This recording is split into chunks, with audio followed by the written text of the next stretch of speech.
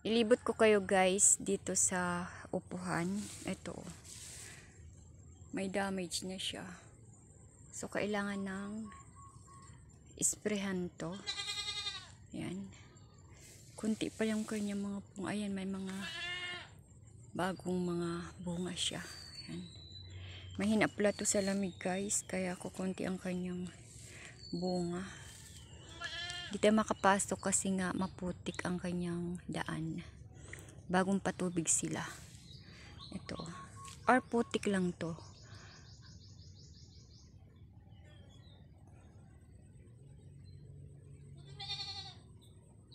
Putik lang siguro kasi nga umulan. Yan. Nakailang ano na tayo. 1, 2, 3 linya na ito. Ito medyo madami dito. Ayan. Ganyan mangyayari kapag umulan. Ganyan. May mga batik-batik siya. Parang madumi. So, kailangan tong punasan. Ito yung pang-apat na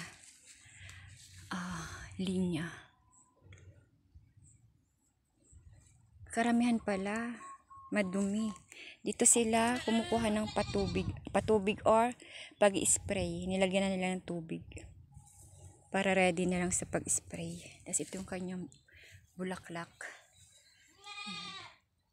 Silip-silip lang tayo dito sa bungad. Andito na ako sa bungad. Dito hindi masyadong maputik.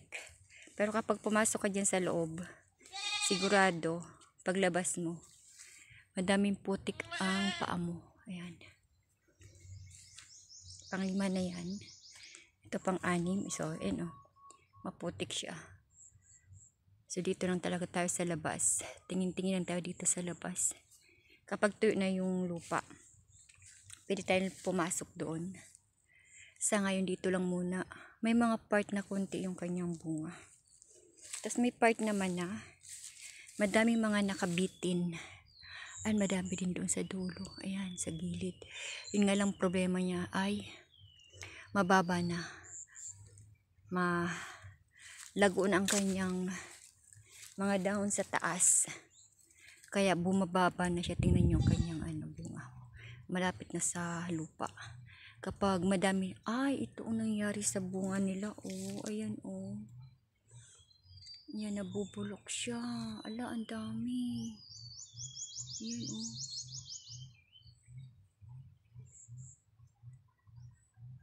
Ganyan palang nangyayari sa kanya kapag nasobran sa lamig. Yan. Hindi to. Punasan talaga to. Tapos may nakasabit dito sa isang poste. Yan. Marami pang mga maliliit.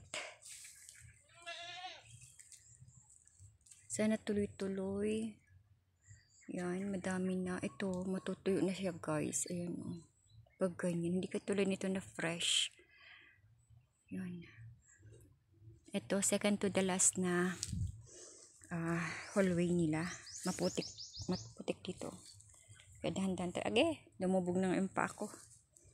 Yan. Ito yung last nila.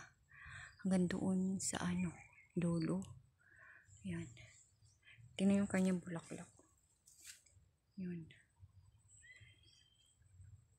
Last na tong linya. Medyo madami dito. Ayan, may nakita na naman ako bunga. Ganito pala mangyayari sa kanya. Ayan, oh. Kapag sobrang lamig, ganyan nangyayari. Talo pala to ng lamig ng panahon. Na-timingan namin yung malamig ang panahon. Ito, oh. Ganyan. Ito, madami dito hanggang doon sa dulo. Upo lang tayo dito. Tingin-tingin lang tayo dito sa bungad.